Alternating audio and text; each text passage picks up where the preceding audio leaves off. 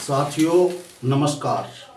साथियों, आज हम आपके सामने दान की महिमा की कहानी का वर्णन करने जा रहे हैं, क्योंकि दान का हमारे जीवन में बहुत महत्व है। हमारे देश में अनेक दानी हुए हैं, जिनमें प्रमुख रूप से दानवीर कर्ण,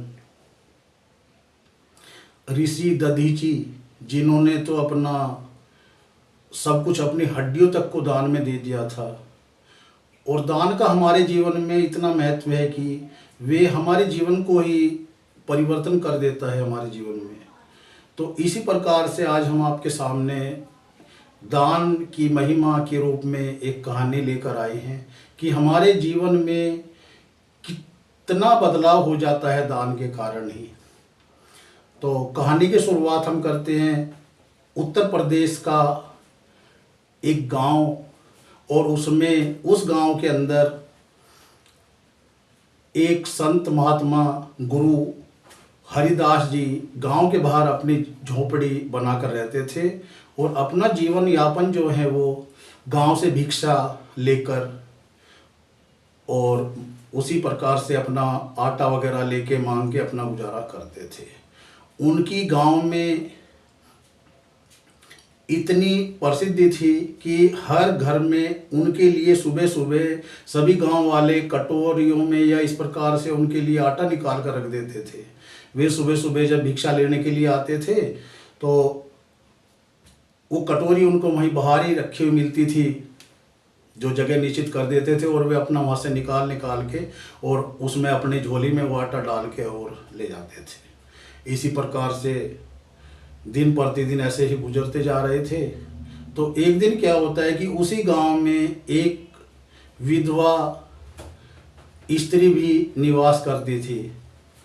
उसके पति ओम प्रकाश का कुछ वर्षों पहले ही निधन हो गया था और उनके 5 या 6 वर्ष का एक पुत्र था जिसका नाम मोनू था, और उस विधवा का नाम हरकली था।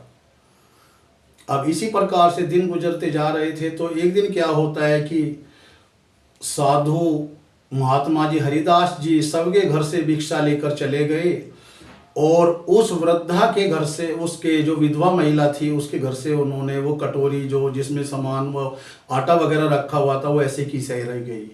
अब उसने सोचा कि शायद आज महात्मा जी आए नहीं है। उसने आसपास पूछा, जब कटोरी में वो आटा ऐसा कैसे रखा हुआ मिला, तो वे सब बोले कि हमारे घर से तो ले गए। अब खैर वो अपनी आटे वाली कटोरी लेके और वहाँ साधु जी के आश्रम पे वहीं पर कुटिया पे पहुँचे कि बाबा आज हमारे घर से क्यों नहीं लेके आए आप।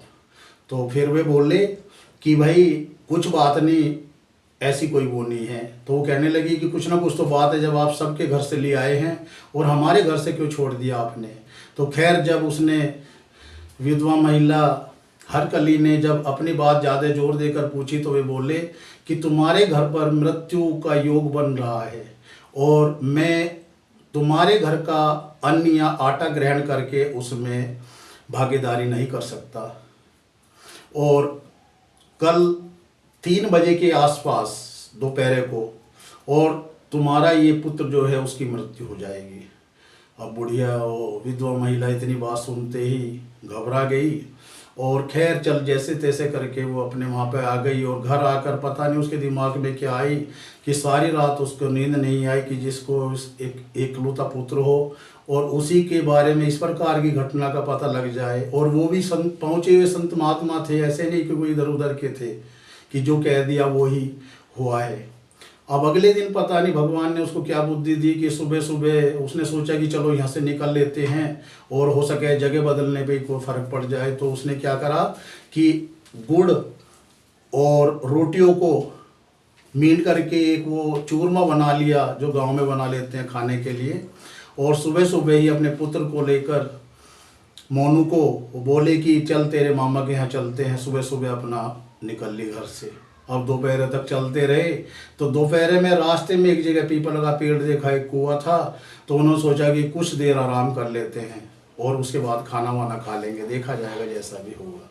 खैर उसके बाद में जब उनको नींद लग गई क्योंकि वो थके हुए थे, तो उसको नींद लग गई। अब वो उन्होंने जो उसकी चूरमे की जो थैली थी वो पेड़ पे, पीपल के पेड़ पे ऐसे ही टांग दी। अब थकान के कारण उनको नींद आ गई। वृद्धा की, उसकी विधवा महिला की जो आंखें थी वो जब खुली, जब सूरज बिल्कुल ढलने के करीब था, अब उसने क्या हुआ कि एकदम देखा कि उसके वही बात ध्यान आई कि साधु महात्मा जी ने तो बताया था कि तेरा लड़का 3 बजे के या इसके आसपास उसकी मृत्यु हो जाएगी। उसने उसकी छाती पे तुरंत हाथ रखा तो वो ठीक ठाक था। अब खैर उसने सोचा कि घड़ी टल गई है और वो वापसी अपने घर के लिए चल दी वहाँ से, क्योंकि खुशी इतनी मिली कि कोई मृत्यु टल गया, जैसा भी हुआ, या तो साधु झूठ बोल रहा था या हमारे वो घड़ी परिवर्तन हो गया। अब अगले दिन सुबह सुबह फिर साधु महात्मा जी के वहाँ पे वो पहुँच गई कि भाई बाबा जी आप तो झूठ बोल रहे थे कि इस प्रकार से आपके पुत्र की मृत्यु हो जाएगी, और आज भी वो तो जिंदा है। अब साधु महात्मा बोले कि ऐसा हो ही नहीं सकता, असंभव है बिल्कुल।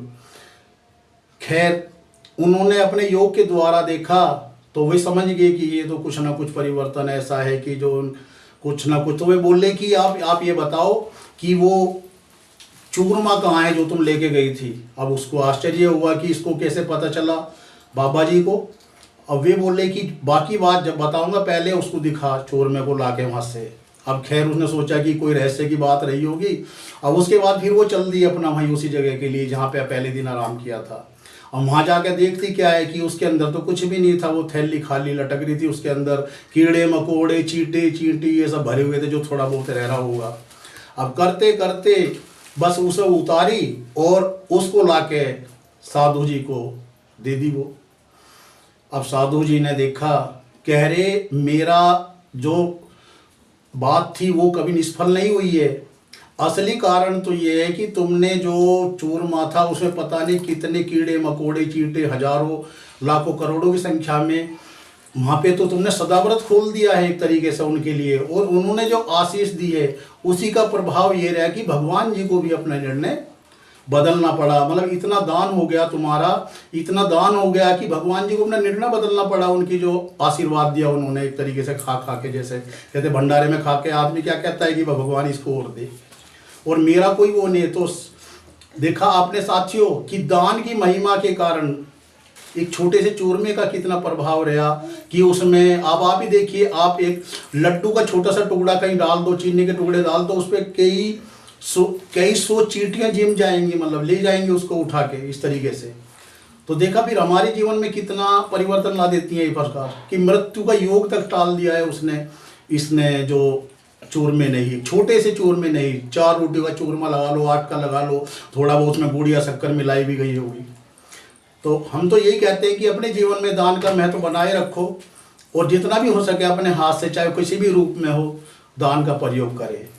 और तो देखा आपने, और अब तो आपसे देखो कहानी आपको सुनाई गई है। अब आपसे यही वो रिक्वेस्ट है कि अगर आपको कहानी अच्छी लगे तो हमारे चैनल को सब्सक्राइब करें और हमारा उत्साह वर्धन करें, जिससे कि हम आपको इसी प्रकार की और कहानियाँ, दैनिक जीवन वाली आपको नई नई कहानियाँ सुनाएं। धन्यवाद।